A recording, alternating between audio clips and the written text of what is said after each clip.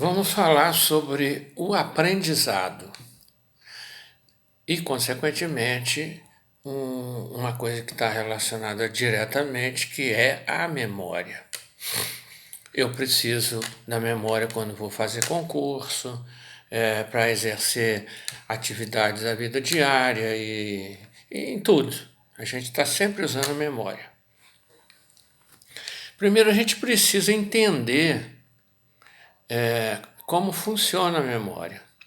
A gente tem três tipos principais de memória. A memória imediata, que é também chamada memória de trabalho, que é essa que a gente usa. Alguém me falou o número do telefone, tal, aí aí anotei para não esquecer, por exemplo. Então, essa memória aí que a gente usa nos últimos 5 minutos, 10 minutos, isso é a memória de trabalho, a memória imediata. O segundo tipo de memória é aquele chamado memória recente. Esse tipo de memória, ele vai permitir que a gente lembre, por exemplo, o que eu fiz ontem, que horas que eu dormi ontem, que horas que eu dormi semana passada, se eu fui, se eu viajei, qualquer coisa. Diferente da memória recente, ela vai guardar coisas de um tempo, né, um tempo passado maior. Qual é a diferença em termos de gravação no cérebro? A imediata, ela fica retida muito pouco tempo, né? A memória recente, ela é aquele tipo de memória que tem esse tempo maior, consequentemente, ela é registrada no cérebro de uma forma mais permanente.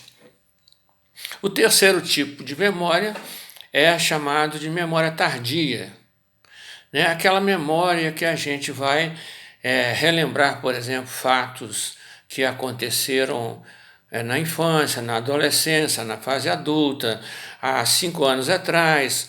Então, essa memória tardia, ela é guardada no cérebro, ela é armazenada através de mudanças estruturais no cérebro. Então, ela fica marcada ali e ela é difícil de ser perdida.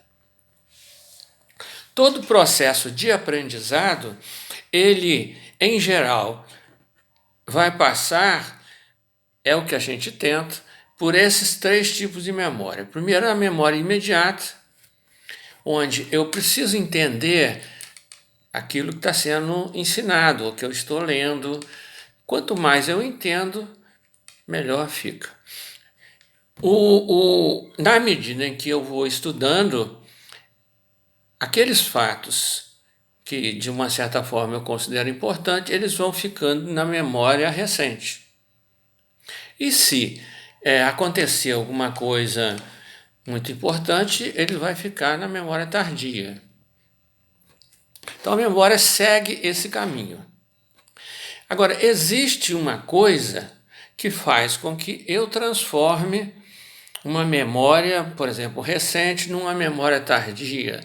E esse elemento é exatamente o componente emocional.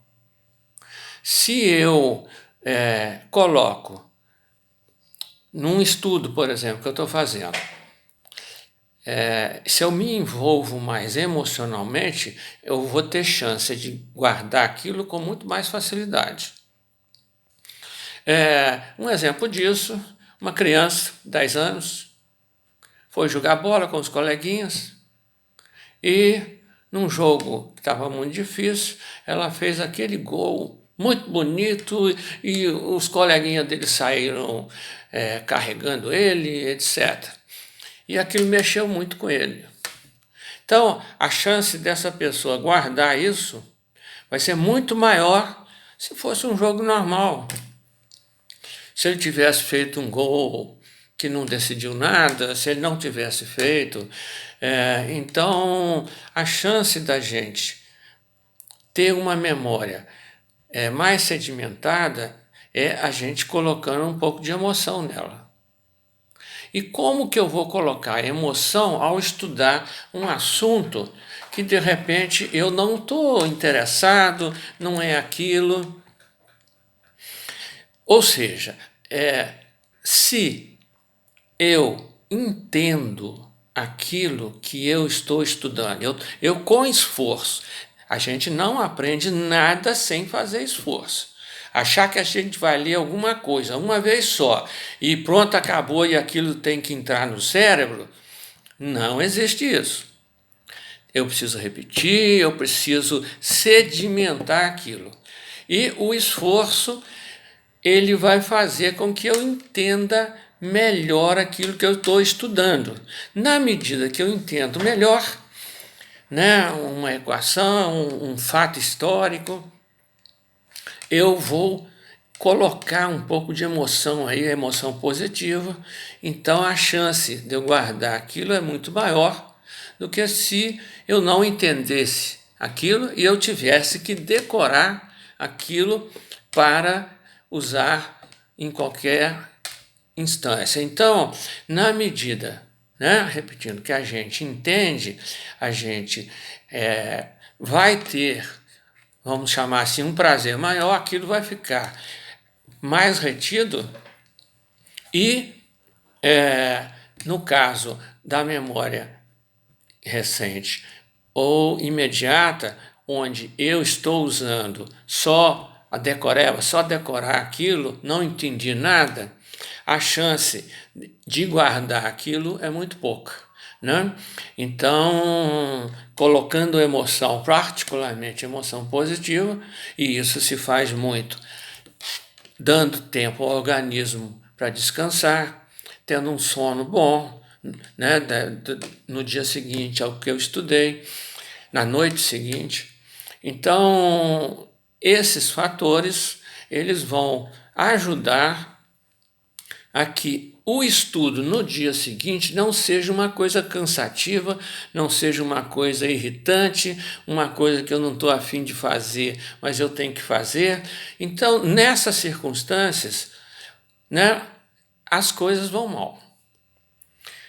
Então, o estudo, quanto mais eu esforçar para mim entender aquilo, para mim saber por que funciona daquele jeito, a chance que a gente tem de guardar vai ser muito maior. Outro elemento da emoção na memória é na hora de fazer, por exemplo, uma prova.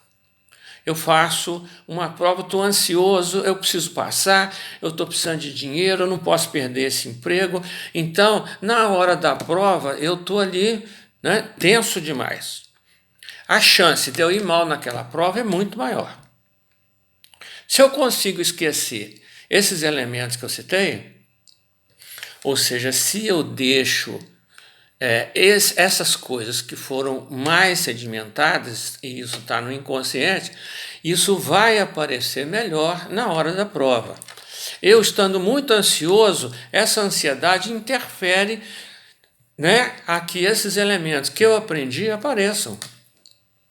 E uma coisa muito importante na questão emocional é eu, de certa forma, acreditar no meu potencial. Se eu acho que eu não aprendo, eu não vou aprender, e esqueço que aprendizado requer também esforço, ninguém aprende as coisas sem esforço, né, conforme a gente já disse.